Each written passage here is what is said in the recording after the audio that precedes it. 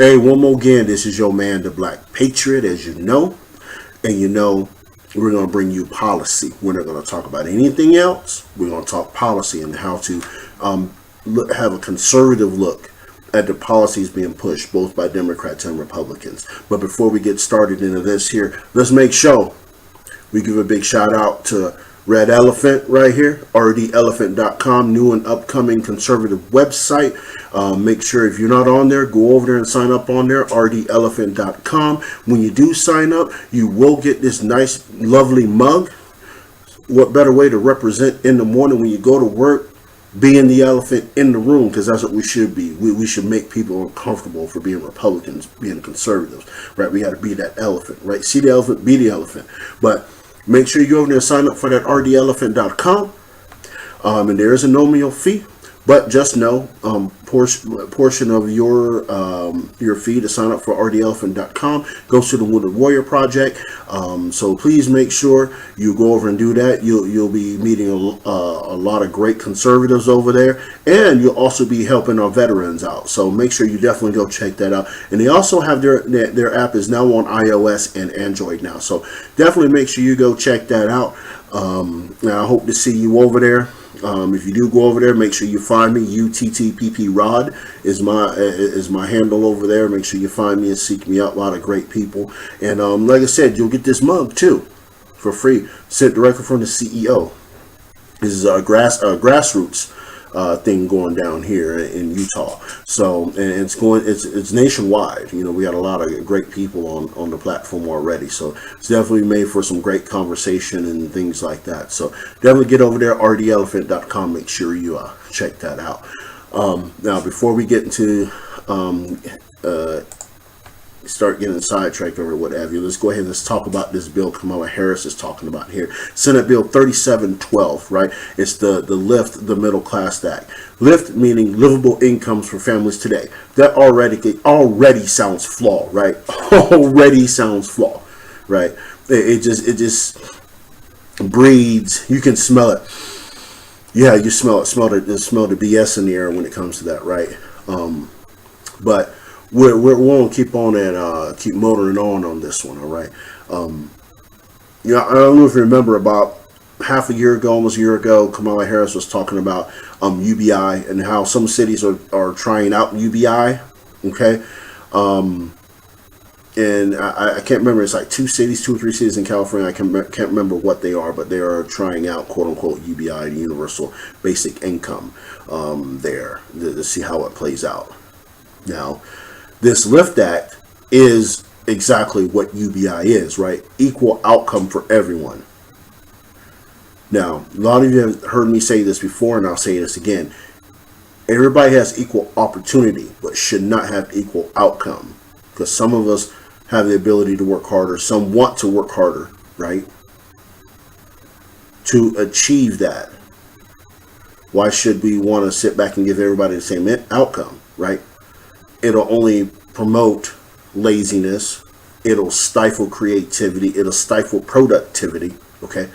But people want this and won't be complacent. And the ultimate goal behind all that is to make you dependent on the government, turn you into slaves to the government.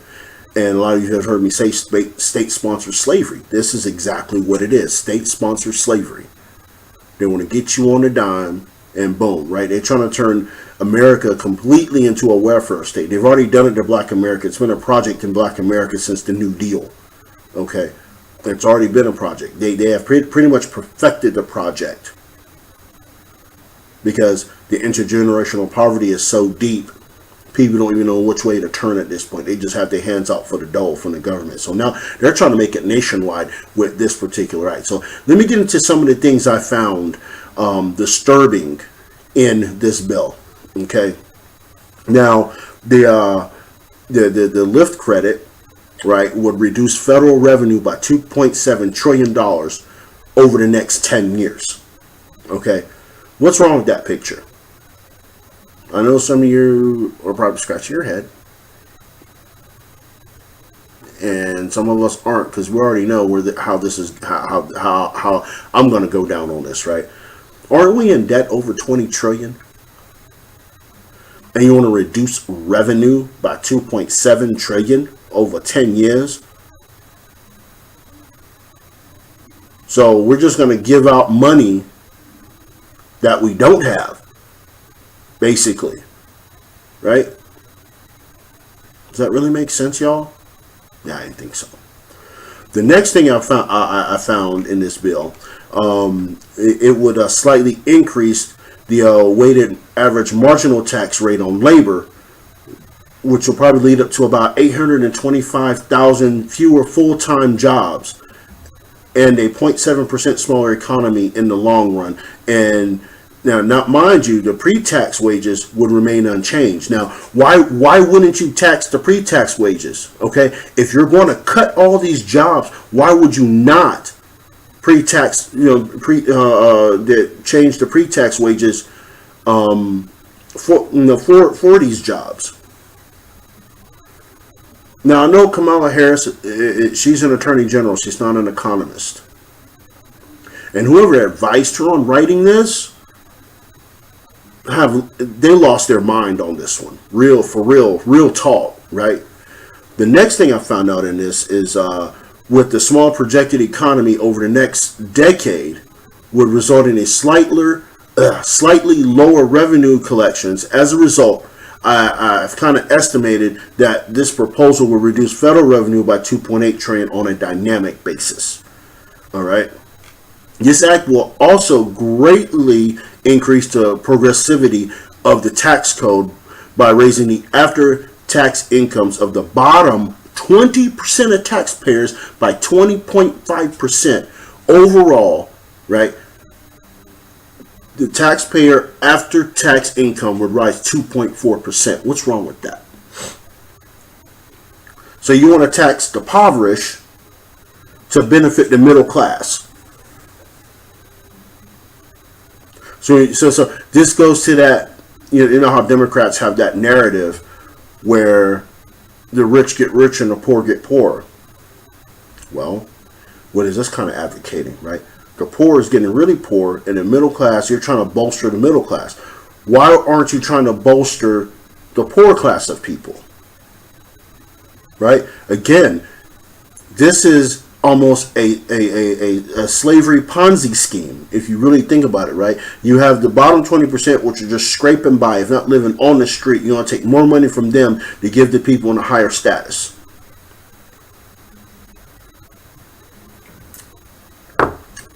Something wrong with that. Something's really, really, really wrong with that.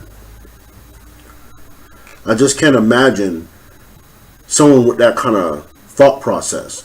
But I'm going to go there. It's California. This is a California woman where pretty much everybody's either filthy rich or dirt poor. And there's no really in between. Right? Now, to lift that, I'm going to give you some details of the bill, right? And I'm going to have the bill. It should be down below. If you check the comments and the notes below, I have it linked down below. All right, so you can look at it. It's Senate Bill 3712. It is, which you'll see the link down below in the comments section, etc. Right now, this Lift Act is supposed to create a refundable tax credit for low and middle income taxpayers. Now, you just heard what I told you, right? But this is the premise that she's trying to slide it under, right? This credit would match a maximum of $3,000 in earned income, $6,000 for married families filing jointly. Okay.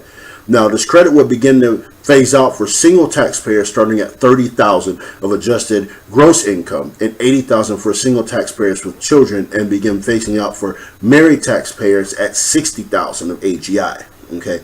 The phase out rate for all taxpayers would be 15%. Now, think about what I just mentioned before, okay, earlier in the video. If you got to rewind, go ahead and look at that, because this is where I've gotten this information from, okay? Now, the credit amount and the income parameters would be adjusted each year for changed CPIU, okay? And those of you that don't know, don't understand CPIU, Just go ahead and look it up on the on DuckDuckGo and get an idea of what that is. It's a lot to break down. I'm not going to get in here and break down the whole thing for you. It'll take up almost the rest of the video, and I don't want to do that. That's for a whole nother video. Okay. Now, dependent taxpayers over the age of 18 who file tax returns would also be eligible for the credit. Well, they're an adult. Why wouldn't they be? They pay taxes, right?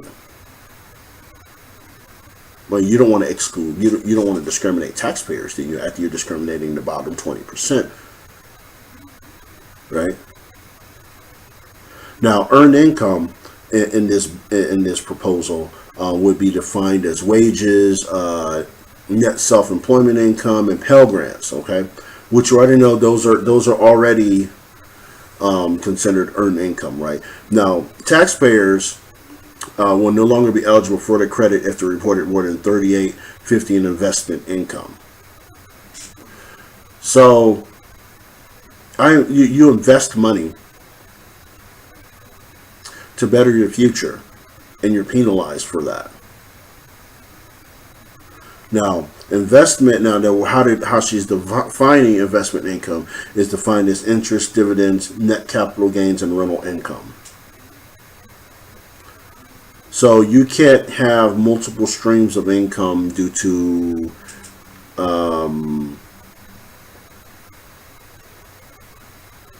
wanting to invest. Yeah, you're probably thinking the same thing I'm thinking right about now, right? You probably are. Now, the taxpayers can choose whether to receive the benefit of the tax credit all at once or during tax filing season or in equal monthly installments throughout the year. See how they structure that? Just like UBI. You get all this money. You can take it into payment every month or take it all at one time. How many people are going to raise their hands and take it in equal monthly payments? A lot of people probably will, because that'd be extra residual money throughout the year. Any smart person would do that, right? If they had the opportunity of just taking it over a period of time. At least that's guaranteed money over a period of time, right? Now, the proposal itself is structured much like the EITC, or if you don't know what that is, it's the Earned Income Tax Credit, okay? And that the taxpayer must have earned income to qualify for this credit. However, it differs from that because the credit size doesn't depend on the number of children the taxpayers have on their return. All right. Now, I did a little research into this too, and I took a look over at a couple of tax think tanks, right? And there's this one think tank, they're the Tax Foundation, the General Equilibrium Model, the lift credit. They said the lift credit, like I said, would reduce the economy, like I said, right? But it also, right, it will also it could potentially damage interstate commerce, which I found to be quite interesting with that, right? Even though this has to do with wages, but if people are losing jobs, people have to pull back money, and interstate commerce could very well be damaged by that. Okay, because there's a lot of, let's say, border towns that depend on the other side of the river in some cases. I'll use like Fargo, North Dakota, and Moorhead, Minnesota. Right, something like that was to take effect, they could be very well affected by something like that. What I found that to be quite interesting. I started to kind of dig into that and see where they're digging into that at. So, like I said, that's all I have on that right now. If you have any other comments about this bill, or you see any bills that's coming across that you want me to do a breakdown of, go ahead, send me a comment. You can send me an email at rod@theblackpatriot.com. You can find me on Twitter at Utah Tea Party Rod. Give me a shout out. Let me know, hey, what do you think about this bill? I'll research it, do what I do best, and then I'll come back with my breakdown of this of the particular bill. So until next time, and in liberty and in His grace, y'all have a great one.